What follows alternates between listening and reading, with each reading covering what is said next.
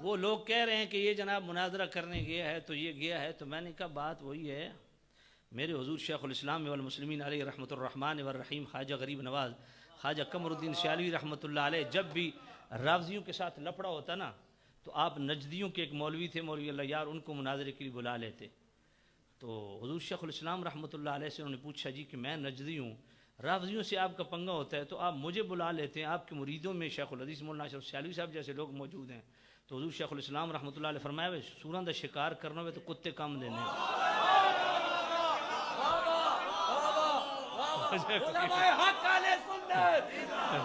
اور مجھے حیرت ہوتی ہے کوٹھے والی سرکار پہ، ککڑوں والی سرکار، بٹیروں والی سرکار، زلفوں والی سرکار، لٹوں والی سرکار تو آپ نے سنا ہوگا.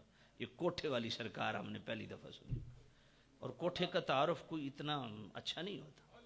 بھئی اس نے ابتدا سے لے کے آج تک جو بھی اعتراض ہمارے مسلک پہ اٹھایا ہے اس نے حرف گیری کی ہے. الحمدللہ علماء نے منہ توڑ جواب دیا. محقق العصر علامہ مولانا مفتی راشد رضوی صاحب نے کوئی کسر چھوڑی ہے. تو پھر آپ کیوں جو ہے وہ اس طرح اپنے عقیدے کے ساتھ خود دو نمبریاں شروع کر دیتے ہو؟ قبلہ پیر سید مشاہد شاہ صاحب نے جس طرح اس کا پردہ چاک کیا ہے کوئی کسر رہ گئی ہے؟ علی نواز صاحب نے جس طرح اس کا پردہ چاک کیا کوئی کسر رہ گئی ہے؟ الحمدللہ ہر چیز کا جواب دلائل کے ساتھ علماء اہل سنت دے رہے ہیں. ان کو سنیں، آپ نیٹ پہ چیک کریں. آپ اب یہ نہیں ہے کہ وہ کہتے ہیں ڈوبتے کو تنکے کا سہارا، میں جی مناظرہ کرنے جا رہا ہوں، میں کھجوتیاں اتنی پہ گئی ہیں ان کو کچھ تو بحالی کرنی ہے. تو یہ ڈرامے لگانے کی کیا ضرورت ہے؟ کیا اہل حدیثوں کا یا نور پوری وہ اس کی اکیڈمی کے باہر کھڑے ہو کے دعائیاں نہیں دیتا رہا کہ میں بات کرنے آیا ہوں، آپ مجھ سے مناظرہ کریں؟ مولوی طارق دیوبندی اس کے کوٹھے کے سامنے کھڑا نہیں رہا کہ میں بات کرنا چاہتا ہوں، وہ کسی کے ساتھ بیٹھنے کے لیے تیار نہیں ہے. تو آپ کو ڈرامہ لگانے کی ضرورت کیا ہے؟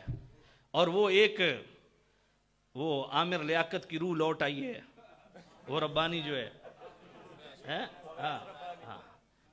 سبحان اللہ، نہ 3 میں نہ 13 میں پکا رافضی بچہ، پکا رافضی. یہ دونوں رافضی ہیں. ملی بھگت سے انہوں نے کہا کہ اب دیوار سے لگ گئے ہیں، کوئی راستہ نکالیں کہ پھر بلے بلے ہو جائے. میں نے کہا بیٹا اس طرح نہیں ہوتا، یہ وارداتیں کرنے سے کام نہیں چلتا.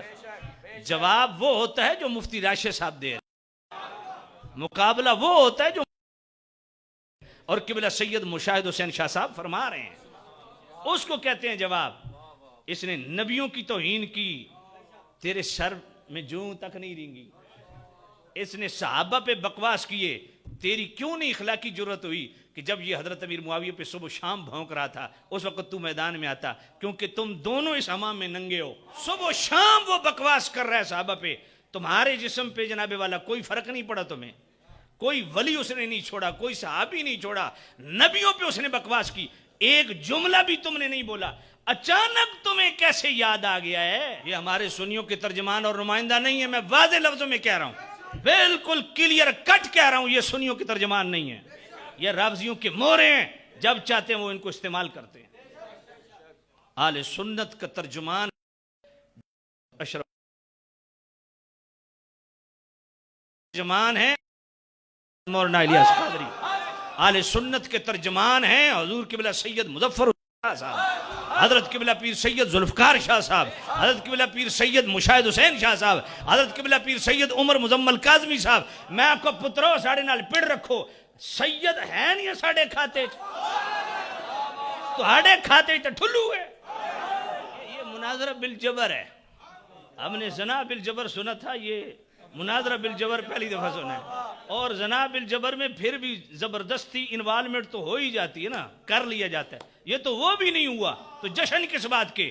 یہ تو ایسے ہی جشن منائے جا رہے ہیں کہ بندہ سیرہ گھر سے باندھ کے نکلے، میں جی دلہن لینے کے لیے جا رہا ہوں، اگلے جناب والے منہ پہ تھوکیں بھی نہیں تمہیں اور واپس آ جائیں. جشن منایا جا رہا ہے جی. کیوں جی؟ شادی ہو گئی ہے. تو میں کہہ رہا نہیں کہ تھی آنکھ ہوتے آندھی ہی کوئی نہیں. میں کہا بس تیرا اے جنا جناب والا تیرا مناظرہ نا، اے بھی مناظرہ بالجبر ہی ہے. ڈھونگی سارے تماشبین.